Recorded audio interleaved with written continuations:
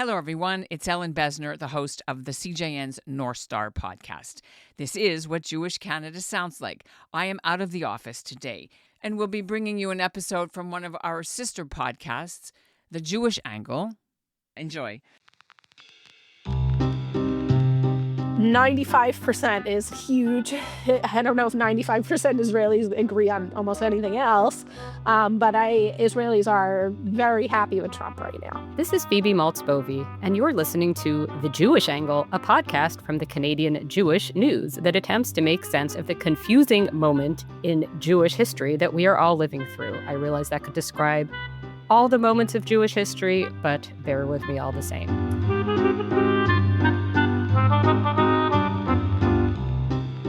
In the part of Toronto where I live, and as I understand it, outside of that those few blocks, whatever, signage, emoji online, all sorts of things, posts, banners. It's all about Israel and Gaza and has been now for quite some time. And a lot of the time outside of the region, the conflict serves as a proxy for whatever people are bothered about locally. This has long been the case in France, that, conflicts in France sort of use what's happening in Israel or near Israel as a proxy. And now that's happening in North America as well.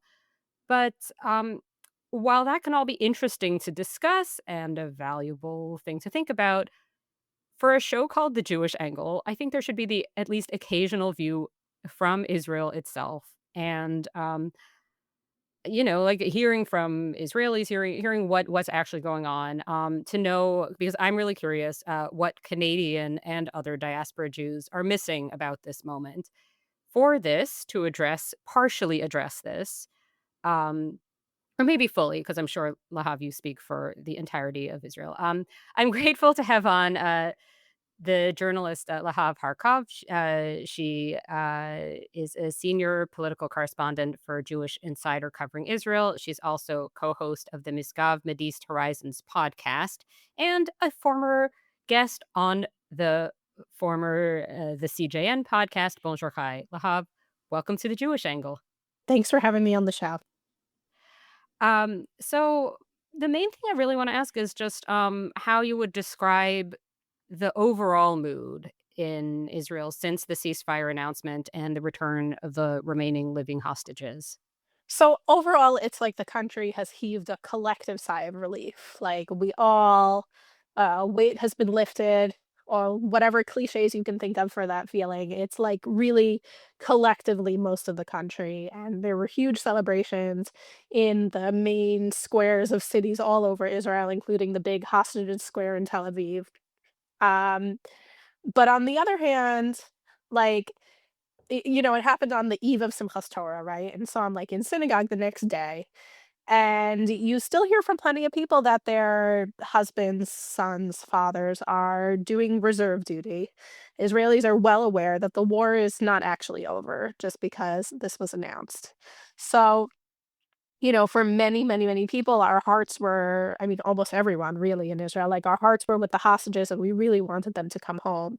But I think that there is an awareness in Israel that a lot of people outside Israel don't seem to understand, which is that this agreement doesn't mean that the war has ended yet. Yeah, that is really something that I had wondered about as well, because it's kind of hard to follow from a distance. It may be hard to follow even closer up to really know. But so to what extent would you say that peace itself, like a lasting peace, seems closer than it had? If this deal actually comes to fruition, right, the 20-part deal, if even 15 out of the 20 points come to fruition, then it will be I can't go as far as President Trump in saying that, he's solved a millennia-old conflict and we're gonna have peace in the Middle East. I really can't. But I think that it will be a period of quiet, because, Israel has eliminated or greatly reduced a lot of the threats on its borders in the last 2 years. It's not just Hamas. Israel decimated Hezbollah. The Assad regime fell, and so Iran doesn't have that forward base on Israel's border anymore either. Iran is significantly weakened. We don't have precise answers to what the situation is there in Iran, but it's better than it was before. And now Israel needs to deal with Hamas, which honestly, out of all of those threats, everyone thought that they were the weakest. They weren't the big deal. But they are very hard to eliminate for a variety of reasons. And that's what remains, right? To try to disarm Hamas, which is easier said than done. If I knew how, I would be telling you all here this, and people would be like, "Wow, there's this obscure Canadian Jewish podcast that solved it," but alas, no. Um, so you had posted to Twitter, now X, some survey data that I found very interesting that was showing whom Israelis are crediting for this ceasefire and the return of the hostages. And do you want to unpack that a little bit here? So it was that 95% said Trump, 78% said military pressure by the IDF, 61.5% said pressure from the hostage families, and 51% said Netanyahu. So, yeah, I mean, I guess like to start, I mean, you can unpack it however you wish, but I guess I'm just wondering specifically about the Trump thing, like because American Jews, by and large, are not huge fans of Donald Trump. How does Trump seem from the perspective of Israel, which again, you speak for every single Israeli. I'm talking to you on the last day of a speaking tour sponsored by Jewish Federations of North America. And I've been around basically East Coast United States for the past week. And everywhere I go, people are like, Trump is very polarizing. Don't talk about Trump. Now, I'm not there to talk about American domestic politics anyway, but you can't not mention him, right? And talk about the current events in Israel. And I find that American Jews, they don't like Trump on domestic policy, but they are appreciative of the ceasefire and are capable of that nuance. So the average American Jew or the average involved American Jew is more capable of nuance than the punditry largely, is one of the things I've learned from this week. And it didn't surprise me, though. In Israel, President Trump's always been really popular because he in many ways has adopted the Israeli view of the region. And has done things that no US president has ever done before that Israelis believe are the right things to do, whether it's to recognize Israeli sovereignty over the Golan or that Jerusalem's the capital of Israel and the Abraham Accords. So he came in, to this whole situation popular. And he talked a lot about the hostages, although to be fair, so did President Biden. I think that he gets a lot of credit for being willing to think outside the box in negotiations in the Middle East and also capitalizing on an opportunity. And that opportunity was Israel's botched assassination attempt of Hamas leaders in Qatar, right? I think there was this recent interview with President Trump in Time magazine where he said it was a big mistake, but also the Qataris came to him and they were very upset and very nervous about this. And, he used that what could have been a really negative situation to say, let's build something positive out of this. Now, I don't think that's the only element that led to the ceasefire deal. And I think Israelis are right, for example, to also credit the IDF because it came on the heels of the IDF entering parts of Gaza that it hadn't entered before, certain Hamas strongholds, that there's a lot of evidence that Hamas was really nervous about that. But 95% is huge. I don't know if 95% Israelis agree on almost anything else, but Israelis are very happy with Trump right now. Now, you contrast that with the 51% Netanyahu, which is really interesting. Like, Thank you for anticipating my next question. yeah, like the IDF, the broad strokes of its actions wouldn't be happening without Netanyahu okaying them, right? So there's a lot of place here to give Netanyahu credit if you want to. But he's a very polarizing figure in Israel and has been for a long time. And so I think it just kind of falls on partisan lines where, like, if you're inclined to like Netanyahu or if you're right leaning, then you give him credit. And if you are left leaning, don't like Netanyahu, then you don't give him credit. And it's just a partisan thing. So I was wondering, what, if anything, has the Israeli response been to, if it does Israel know Canada exists, is kind of no. But more seriousness. What, if anything, yeah, has the Israeli response been to Canada recognizing Palestine? So I think the average Israeli probably don't really know, because the the other countries that recognize, like the UK, France, Or um, maybe just all of them in which Canada is kind of right, it was roped one in. out of, I think, 11 countries in the same Yeah. week. Yeah. But I think in the headlines in Israel, like, France was at the top of the list because they sort of initiated this whole wave of recognition. And Macron has this tendency to, like, lecture other countries that Israel, and I'm sure not only Israel, finds very annoying. So France was definitely like leading the news in there. English speaking Israelis, Israelis who are immigrants from English speaking countries or whose parents are immigrants, I think are probably a little bit more aware of this. Um, Look, for me, I grew up in the US, but I've been living in Israel most of my life. Um, it was, like, surprising and not surprising, right? Because Canada and Israel had a really positive, good relations for a long time, including most of the Trudeau, like, he'd do some, like, virtue signaling about Israel, but, like, there wasn't, so it just was, like, a very sudden deterioration in the relationship. But on the other hand, I was also very well aware of the protests happening in the street and the anti-Semitic incidents that have been happening in the last 2 years. And, like, many other countries that have had big anti-Israel protests, like, the politicians see that. Those are their constituents, and they respond to those incentives. Some of them are true believers also, I'm sure.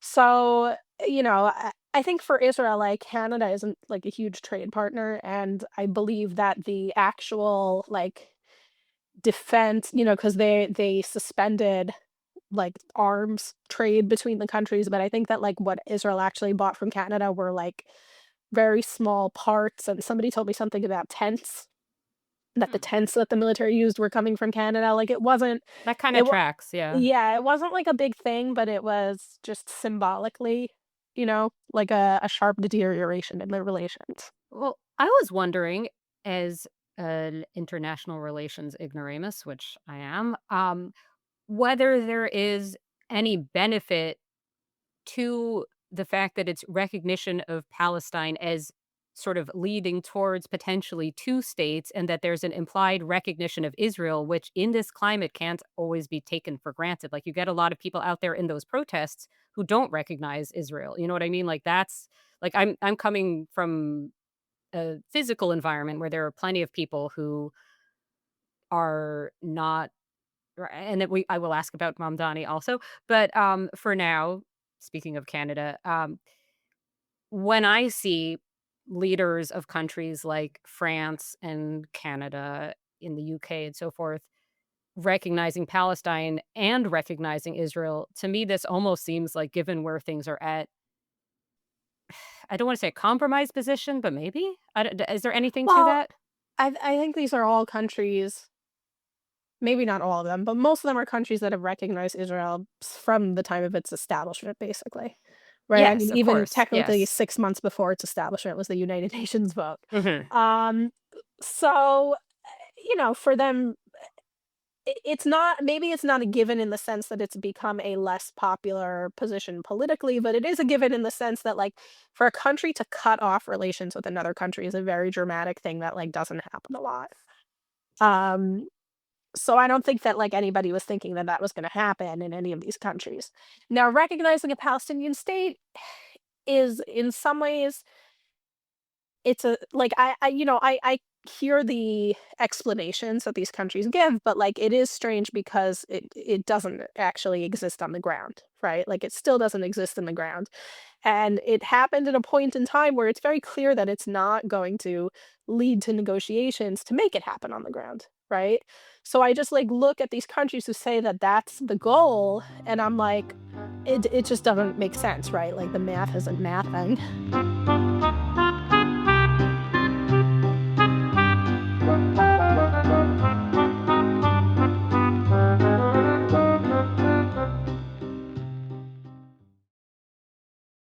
To me, it does seem like what you're saying, that this is about responding to what people in Canada, in France, and so forth are demanding, and making a symbolic gesture that has no real practical implications on the Middle East. That's more just about like, you know, I mean, like I should just say, like when I walk to school with my kids every day, Free Palestine in chalk, as we've had huge, and like that's just a small fraction of the amount, like that's just like one bit of Toronto. There's has quite a few Jews in it, actually. I should say maybe the person writing it's Jewish. I would not rule that out. But I wanted to also ask just more sort of broadly about how like does Israel like do Israelis feel the sort of more isolated pariah type status now? Because it seems like something really has shifted in like I don't know, there's both like more interest. I'm just thinking like in my bit of Toronto, like there is more interest in like things like sending kids to Hebrew school, wearing, identifying necklaces of some sort, things like that. That seems to be on the rise, but there is also like this sense it's much more you used to have to be very in the States and probably in Canada as well. I would think I should say I'm originally American. Um it wasn't a big deal to talk about Israel, to go to an Israeli restaurant or something, and now it's like it's much more fraught. And I guess what I'm wondering is how does that feel in Israel, or are Israelis even paying attention? So the way Israelis, like average Israelis, feel it, I think is like Israelis really love to travel. And Israel is like functionally an island, right? Like it's really not safe to bid or relatively not safe for Israelis to travel to any of the countries that actually border it. So you have to fly everywhere. Um, but Israelis go on vacation a lot in Europe. Israelis like to go to the Far East, and they not a day goes by that there isn't a news story about some Israeli getting attacked somewhere on vacation. So Israelis are aware in that sense, I think. And there was this whole story when Maccabi Tel Aviv was playing in Amsterdam, and you have like a lot of soccer fans who followed them to Amsterdam, and there was this coordinated attack on them by taxi drivers. There were like a whole bunch of taxi drivers in a WhatsApp group together, and they all like tipped people off to where the Israelis were going, and they were attacked. And that was like a really big one. So Israelis are aware. Another really big story on the like Israel is isolated front is the Eurovision, right? People wanted to propose to ban Israel from the Eurovision. Um, so there's all kinds of things like that. There have been proposals that have not really gone anywhere to ban Israel from different sports as well. So, like, if you want to talk about what is impacting like Israelis in their lives, I think like that's a lot of it. Food has gotten more expensive in Israel, and not because of like actual boycotts, though. I think it's just because of the shipping issues, first because of the Houthis and because of the war more broadly. Um, Israelis are also aware of the rising anti-Semitism in the world. Like the way the average Israeli relates to the Jewish diaspora is always like a really interesting topic, because when you poll them, they feel like Jews around the world are our brothers. But like when you talk to them, they have very little awareness, and very few of them actually. And at this point, Israel is no longer a majority immigrant, right? And people who have spent their whole life being a majority, I think, have a lot of difficulty conceptualizing what it is to live as a minority. Um, and so they see on the news that anti-Semitism is rising around the world. They see the pro-Palestinian protests. They see violent anti-Semitic incidents, but I don't think that they really get it. I think you Hmm. talk to these people, and I don't think they really understand what it's like. So I could see how the traveling issue would affect, like any young Israeli trying to go somewhere, or not necessarily young, but whatever. But I'm thinking also now of like cultural boycotts and the sort of the intelligentsia or whatever, like the intellectual kind of elite world, because there've all been all sorts of cultural boycotts of Israeli products of all kinds, of anything that touch something, that touch something, that touch something that has some sort of Israeli thing. And I guess what I'm wondering is in that kind of world, like academia, the arts, things like that, does I would assume there is more awareness of this type of thing, but also like how does this impact people generally politically in Israel, like professors, intellectuals, things like that? Like, do you think it I'm not gonna guess. I was gonna say, does it do this or that? But you know what all the possibilities are. What does it do? So I know in academia, it's become a really big problem. There have been really, I mean, there in a lot of Europe, there's like really just like broad boycotts of Israelis, which by the way are not legal in most of Europe, but they do it anyway. And so academics are very concerned about not being able to publish, which is what you need in order to advance your career. So that is a real issue in academia, and in fact, they have in Israel the committee of university presidents. I'm getting the name wrong. I don't know what it is in English, but that's more or less what they are. And they hired not long after the war started. They hired a recently retired foreign ministry diplomat to lead like efforts to try to reverse things and even have lawsuits in countries where it's relevant. So certainly on the academic level, like they're really trying to fight this, and it's a concern. Recently, there was a letter in Hollywood signed by like hundreds of people. Some of the prominent names were Javier Bardem and Susan Sarandon. Um, that they wouldn't work with Israelis, basically. Or I think they said like complicit with the apartheid regime or genocidal regime or whatever it was that they words they used, but they meant Israelis. And like the irony is that the Israeli film industry, probably like film industries in most of the world, is like very left wing and opposed to the government. And if there was anyone who was going to be calling out the IDF because they believe that whatever what they're doing is excessive, like that would be the industry to do it, right? And so you would see like different unions in the film industry like wrote these like response letters who were like, you are boycotting the peace movement in Israel if you're boycott. But people don't care about that, right? Like if people wanted nuance, they wouldn't be signing letters boycotting an entire country's industry. Do you get many people in that world who are just like, I mean, I guess I know it exists among some very religious Jews, but do you get any who are like joining up with anti-Zionism despite, living in Israel and that? Or is that more just like a There's certain group of very religious Jews and nobody else? No, I mean, also the very religious Jews, like they're not. It's not like the Neturei Karta in New York who like march with the Palestinians. Like the very religious Jews in Israel are like it's a very Well, small some are Zionists. I numbers. mean, yeah, Right, yeah, it's very small yeah. numbers, the ones who are anti-Zionist. There's, like, non-Zionist, right, where they live in Israel, but they don't, like, believe that there's anything special about living in Israel per se. I mean, they believe in the holiness of the land, but not that there's not anything special about the government, right? And then there's the ones who are anti, but, like, they express it in a totally different way than, the people who are in New York who are, like, marching with Palestinians but are Hasidic.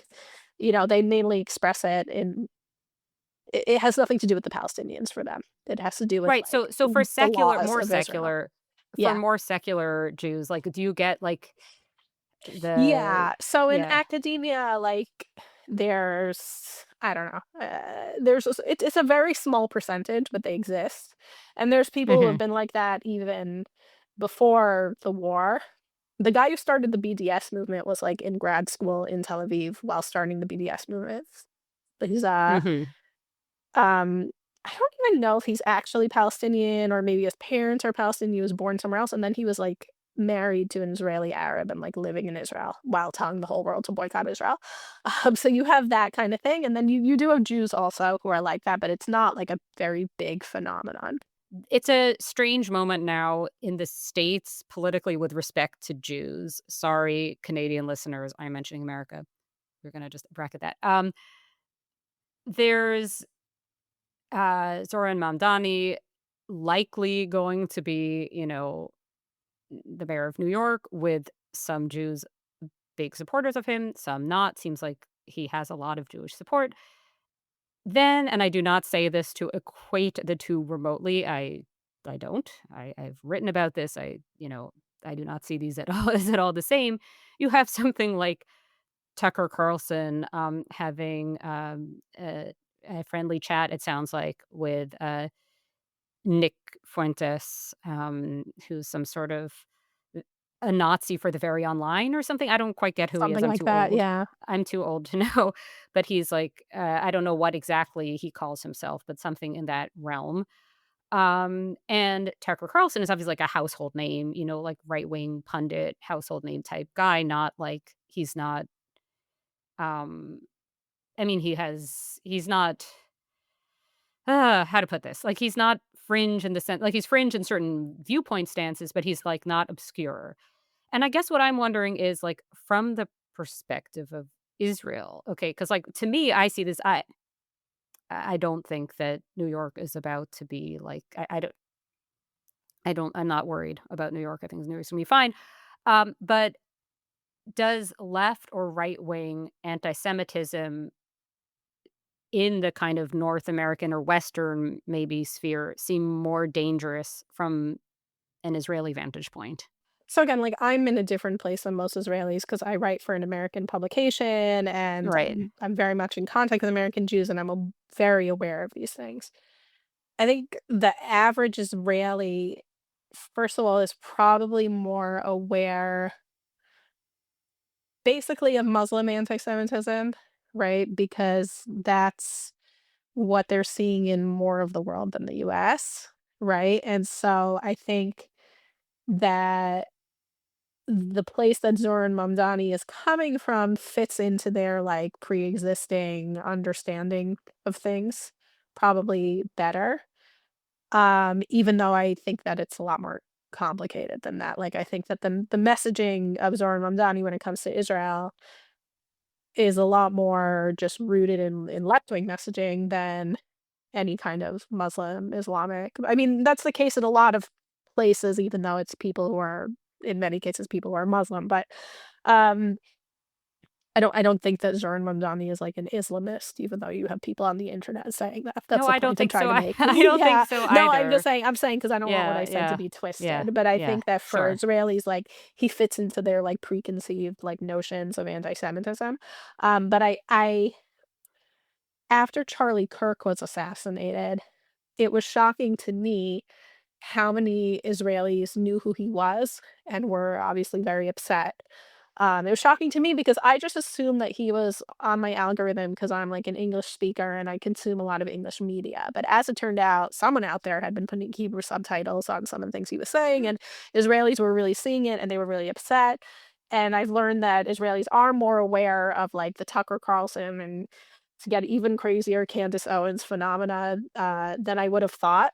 And I think this is sort of a new thing because I think it's sort of related to Israelis being a lot more concerned about what the world thinks of Israel than they had been before the war because they realize what a problem it is, and it just was less of a concern before.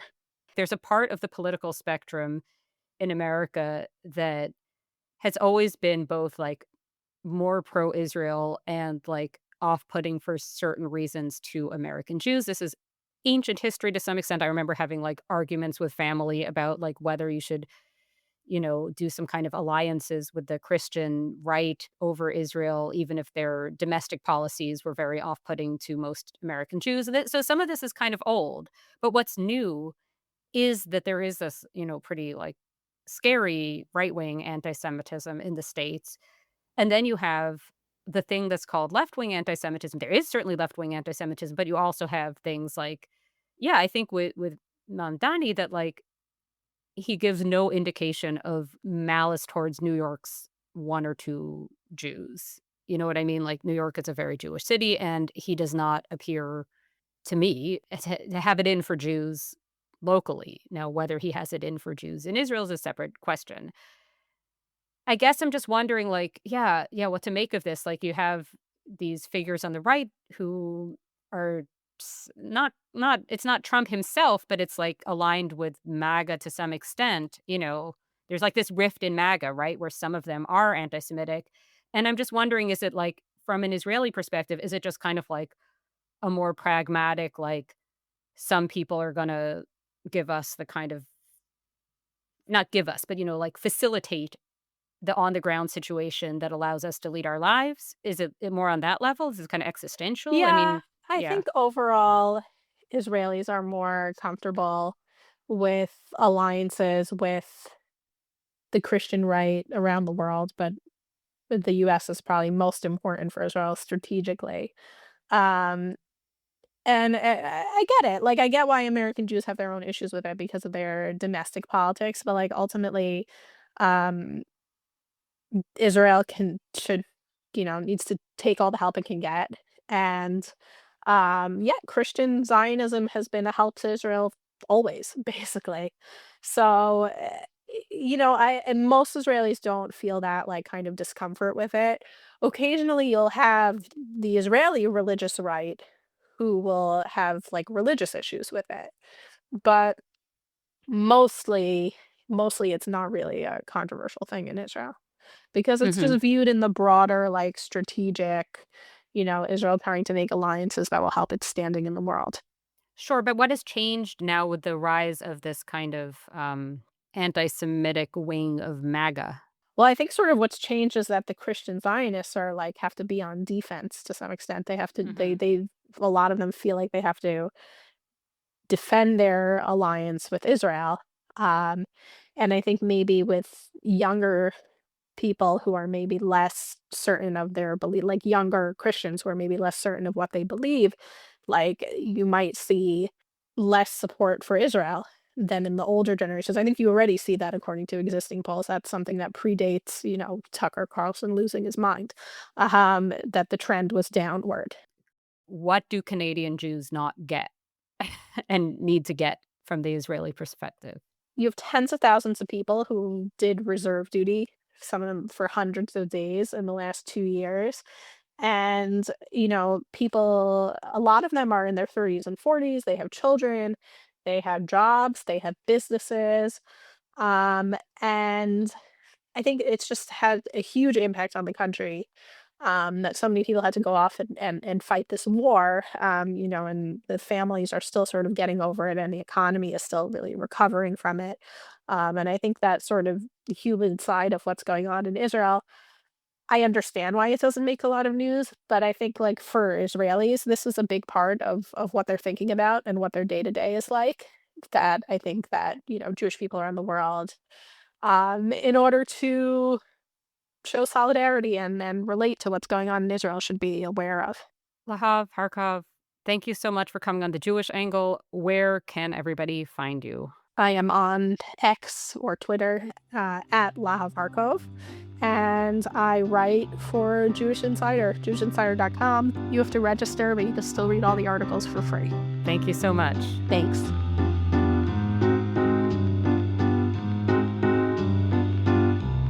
Thank you for listening to The Jewish Angle, a podcast from the Canadian Jewish News. This has been Phoebe Maltz Bovy, opinion editor of the CJN and a contributing editor of Scribe Quarterly, the CJN's print magazine. The show is produced and edited by Michael Fraiman. Our music is by Frank Freeman. If you've enjoyed this episode, please subscribe to The Jewish Angle wherever you get your podcasts. Thanks for listening.